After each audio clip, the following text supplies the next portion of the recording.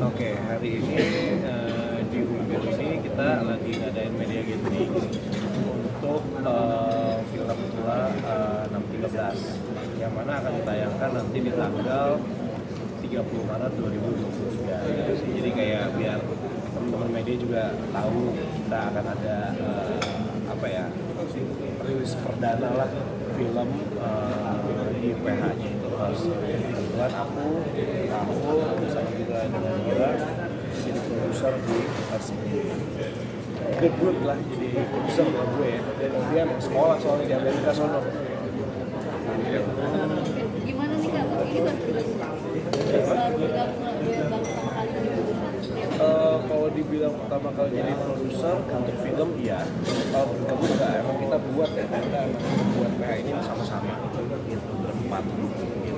Ada pengalaman yang menarik nggak sih?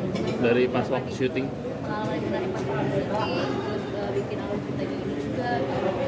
Kalau alur cerita nanti mungkin Rahul ya yang lebih banyak karena yang tadi aku sempat bilang bahwa Rahul kan emang sekolahnya di Amerika, dan ketika kita switch yang tadi kita mau bikin film drama dulu di tahun 2022 kemarin karena budget dan segala macam, dan waktu itu juga kita masih belum tahu ya COVID udah beres apa belum. Akhirnya kita ngeliat peluang bahwa ternyata film horor nggak takut COVID. Oke, kita switch ke genre horor dulu karena produser-produser lain Rahul sama Hira bilang, Fat, lu kan udah image-nya horor banget, kenapa nggak buat horor gitu. Dan data juga bilang yang tadi horor nggak takut COVID, ya udah akhirnya kita buat horor dulu gitu. Jadi akhirnya kita buat horor yang gue bilang bahwa horor itu harus ada kuntilanak, pocong, tuyul dan segala macem. Nah, gue bingung ngejelasin ke dia. Waktu itu setahun yang lalu dia nggak bisa bahasa Indonesia, susah banget gue ngomong sama dia. Sampai akhirnya gue bilang, pocong bahasa Inggrisnya apa, ini apa, gue bingung. Sampai akhirnya kayak, ya dok, kalau lu gimana? Nah, tahu lebih suka genre yang lebih psycho, thriller yang kayak gitu-gitu kan. Akhirnya biar kita nggak berantem, oke, lu bikin film di Indonesia, lu harus ada kearifan lokal. Kita harus cari sosoknya siapa nih, karena apa? Sosok itu kan memang yang harus dijual juga di dalam film horor. Sampai akhirnya kita dapat Vidya sebagai penulis kita, dan ketika kita jadi gue sama Rahul udah bikin kerangka sinopsisnya, kira-kira kayak gini, alur ceritanya kayak gini, tapi gue nggak tahu nih hantu apa aja yang di situ, karena my partner Rahul nggak mau ada kuntilanak sama pocong, dia nggak ngerti emang itu ada ya. Aku bingung mau dibuka mata batinnya, dia juga nggak ngerti mata batin apa gitu kan. Sampai akhirnya ya udah dapet lah, pas Rahul bilang, oh ini lebih make sense, dia ada pengalaman yang kayak gitu, ini lebih make sense kalau misalnya munculin si kakek gue dan juga rilis gitu. Spirit ya, nyebutnya kalau di spirit gitu. Oke bang, tapi untuk pemilihan tempat sendiri kenapa harus di Baluran? Kan mungkin udah banyak mitos-mitos kayak gitu ya.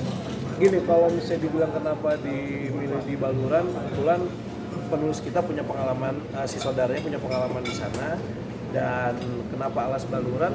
Karena kayaknya kalau misalnya kita ngomongin tempat pariwisata, kan kayaknya udah mainstream ya, ada Jogja, Bali segala macam. Nah, kita coba angkat daerah-daerah yang belum punya nama gitu ya. Mungkin kita bukan ngomongin pariwisata, tapi ketika ngomongin horor, ya mungkin hantu-hantu di sana jadi seneng lah dipromosiin tempatnya. Ya iya dong, bisa kan ya. Jadi makin banyak yang karena wisata horor tuh kalau ada bagus kok. Gitu. Nanti kita mungkin ngomong sama para kafe wisata horor. Nah, tapi pas selama syuting nih di tempat yang ya sedang tapi ngalamin juga sih kayak yang serem-seremnya. Apa sekalian juga bikin konten di sana lo? Oh, kalau konten enggak, karena ribet Pak jadi produser ternyata. Gue merangkap ya kemarin banyak tugasnya, jadi gue produser iya, di sela-sela waktu kadang-kadang gue BM, jadi gue foto-fotoin BTS juga. Terus juga kalau konten, iya konten, tapi anak-anak gue yang bikin konten untuk vlog doang sih gitu.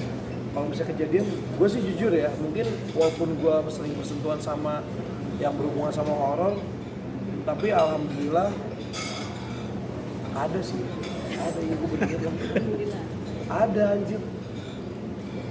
Jadi gini, menurut gue itu hal yang nggak mungkin terjadi. Kaca mobil, jadi kita ada satu mobil yang kita pakai sebagai set, sebagai apa, properti. Mobilnya mobil tua, tapi semuanya bagus, mulus. Gue nggak perlu sebut mereknya ya. Dan di kalangan pecinta mobil tua tuh mobil ini tuh legend lah, istilahnya gitu, bahwa mobil ini udah jarang di Indonesia gitu. Mobilnya sangat berfungsi dengan normal dan baik, kaca bagus segala macam. Pas kita lagi syuting, itu adegan memang kita taruh 30%, 35%, 40% di adegan di mobil. Jangan lupa subscribe ya.